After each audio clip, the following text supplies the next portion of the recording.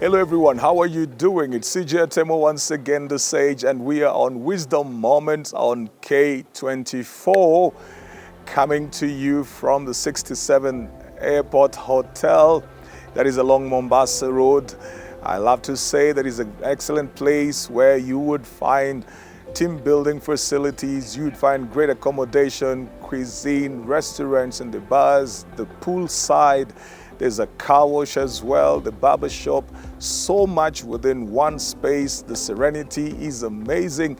And of course, the proximity to the airport in case you are coming in or going out and you want to have easy access to the airport, that would be really a great place. But even for those of you who live around the Nairobi metropolis and you want to have a time with your family, that would be such a lovely place for you to come. So come and check out this place and see what value you would get from it. Talking about value, today I want to talk about choosing your employer. Yes, you heard me right. I did not make any mistake right there.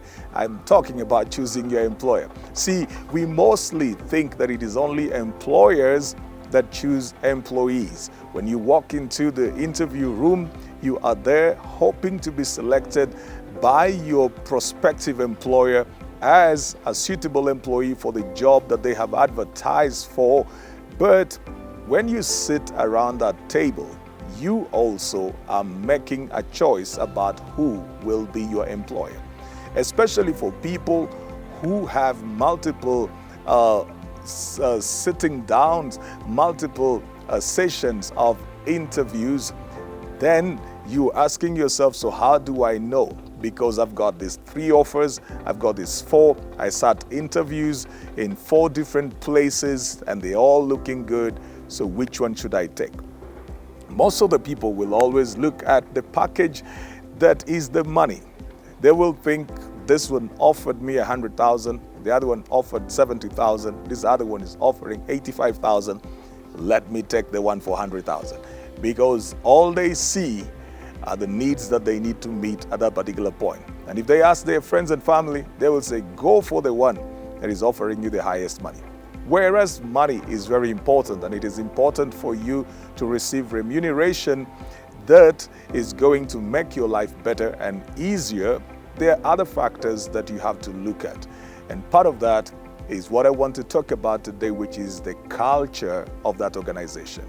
See, sometimes you will choose an employer based on the packages, which may be very good, and based on the conditions, terms and conditions, which may be very good. But you don't fit into that culture. It is impossible for you to grow in a culture you're not adapted for. It's just like saying there are certain plants that will not grow in certain places because those places do not have the favorable environment for that particular plant to grow. So if you get into that kind of a company, that company has its environment, which is what I call a culture. There's a way of doing things, the unwritten rules, the way people behave, talk, their language, their examples, the way they dress.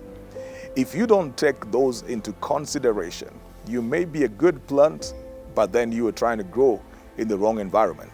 So you will either be deprived in certain areas, or you will have to totally change and transform your ways, your thoughts, your language for you to fit in there.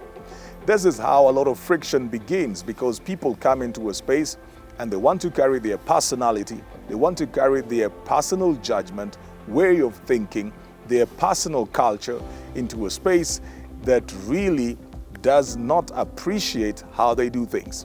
You start having issues with your colleagues, with your bosses, with your subordinates, and with everything else. You start fighting over the systems, you start fighting over the hierarchy and all of that, and none of it is bad because it has pre-existed you, but you just are not cut out for that particular environment. Always consider the culture of the place you're going into.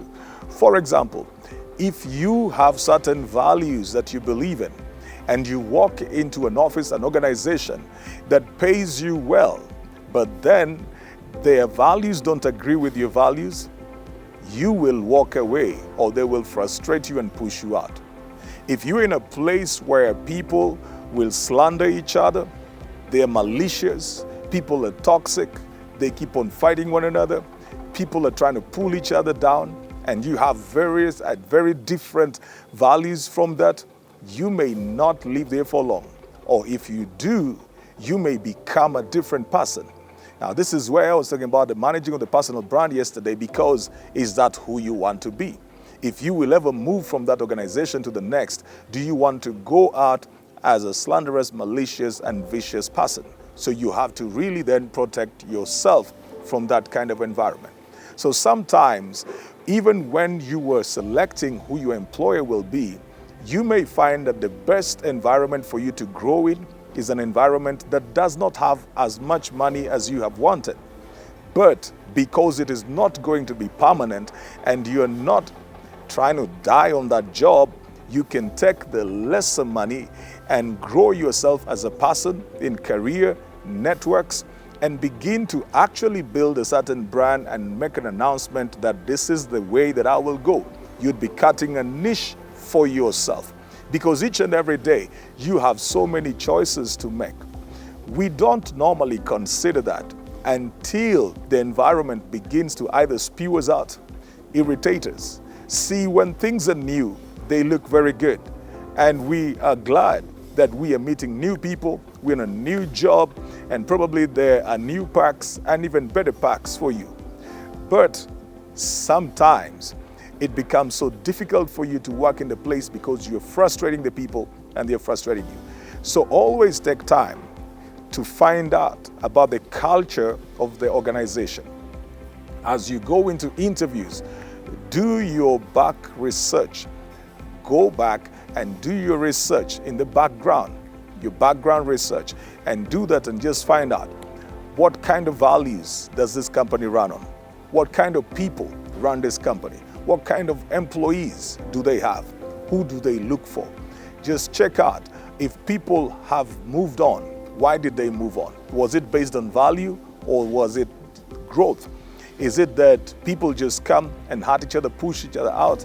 Or where have the people who have been there gone to? Have they grown further? Have they advanced their careers?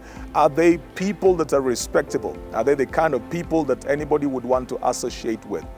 What is their personal philosophy? People who have been within that company. Are they people who are walking in honesty and trust and integrity? That will tell you so much about the culture of the organization that you're walking into. So that if that space does not favor your belief systems, if it doesn't agree with your value system, then you probably would say, no, thank you. I appreciate, but I don't think I can survive in here. That is very important for you, because as an employee, you need to have mental presence, emotional wellness for you to be productive. And you don't want to spend all your time on the job fighting with people and putting out fires. You don't want to spend all your time sending emails about fights that you had, misunderstandings, correcting things. So you need to check out, is the culture of the organization favorable to your beliefs, to your values? Ladies and gentlemen, you can actually choose your employer. I hope this has been beneficial to you. Kindly follow me on all social media platforms. Let us know if there's anything that you want me to talk about. Till the next time.